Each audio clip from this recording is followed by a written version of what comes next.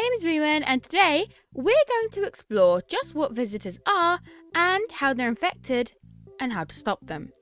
Please bear in mind I'm sick at the moment, so my voice is a little off. Let's go. First, what are visitors? The conspiracy theorist, whilst mostly wrong, does bring up an interesting idea that they're coming into people via their ears. It's not completely right, but I think there's merit to what he says in some aspects. I believe it's a parasite entering the humans, one similar to the Toxoplasma gondii parasite, one that takes over insects, keeping them alive but controlling them, being spread when the infected creature is eaten. Side note, I think this is the one that inspired The Last of Us as well. But why would they suddenly be going for humans? Are they in the ground, really infecting dead people? I don't think so. A lot of the visitors seem to still have semi-conscious minds, implying they're still alive with brain functions, albeit ones that are getting progressively worse. Take the Coke guy. He's losing his memory slowly. There's fear and disbelief within him. I think they're alive people infected by parasite from melted icebergs. It's specifically stated in the news that flooding levels are becoming catastrophic due to the icebergs melting. The power of the sun is just too much. It's a real-life thing that global warming has caused icebergs to melt, revealing bacteria that have been trapped for who knows how long and reviving them. There are already parasites living within the icebergs called nematode worms. It's far from impossible that these guys are coming from here. However, there is even more evidence when you look at the proof you check from visitors. All of these can be linked to a parasitic infection. The first sign you check is red eyes. When you are infected by a parasite, your eyes become red as part of the immune response. The body is trying to fight it. The white teeth and bleeding gums come from an increase in gum disease due to parasitic infections. The gums become swollen and agitated, and teeth can fall out. Either they find new teeth to replace them and look more human, or somehow the body forms a new one like a tumour can do. I half suspect the bones themselves are growing at an inhuman rate, hence why the skin looks too small for them. They're stretching. The hairless armpits can come from histamine, something your body produces also during an immune response. The hair follicles get blocked, completely stopping any growth and also causing rashes. Histamine is the same thing that your body produces when you get hay fever, leading to itchy skin and sore eyes. Even dirty fingernails are proof of a parasitic infection.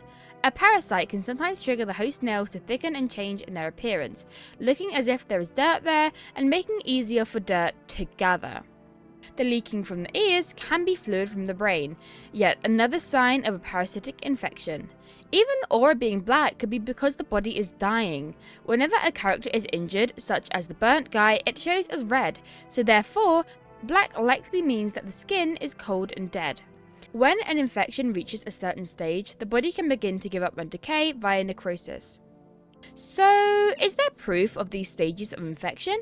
Yes, and the game intentionally tells us this. The first one we see is the cashier. She always comes on the first night as a scripted event, so clearly we are meant to take note of her. She's fascinating. She's losing her memory and going crazy. There is still personality there and a sense of fear that something is wrong, but she's also still in control. It's not until she goes insane that she kills someone. The next stage is present in Coke Guy. He's also semi-conscious, aware of a coldness within him, like his body is dying. The infection has not given any obvious signs yet, but he has the void in his stomach. He only kills visitors when he reveals it, showing that he's still mentally strong. The penultimate stage is that of the ballerina. She does kill, but there's still vague semblances of who she is. We know that she was a ballerina, and that is the last idea that stays with her. She's unnaturally tall, having all the symptoms of a visitor save for the camera photo. But she is still a ballerina. Perhaps that was the final thought of the woman, that she didn't want to die, she wanted to become a ballerina. That is how she ended up where she was. She is still organized, clever, learning that the human shall want the cat she keeps. Maybe another part of her wanted her cat to be safe too, before she went insane.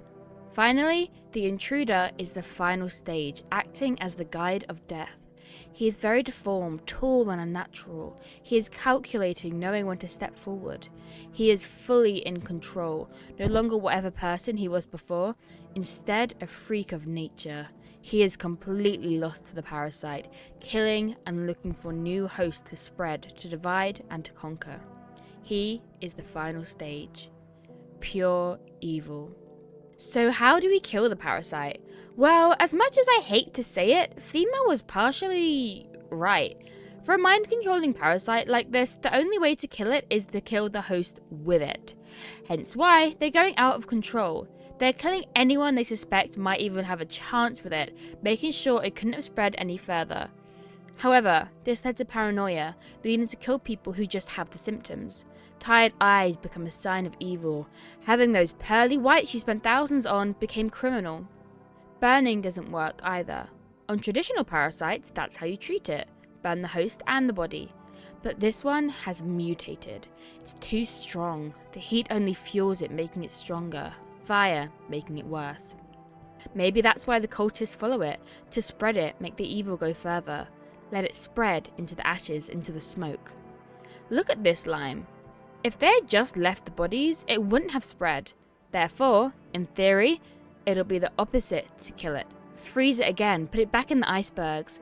Only when the winter comes, 3 months after we were sealed in the basement, the parasite becomes frozen again, ready once more to kill once the heat returns. Humanity is doomed through humanity's own mistakes. Perhaps it's a warning against global warming. If we keep treating the earth badly, we free things we would rather not free. If we do not trust each other, then we will end each other. It's a cautionary tale. Be wise now, or you will regret it later. And that's it for today's theory. It definitely lines up with the rest of the story. To me, the game is divided into 3 segments: the parasites, the culty death stuff, and the protagonist story. If you want me to cover the other aspects, let me know in the comments. Catch you later, and thank you for watching.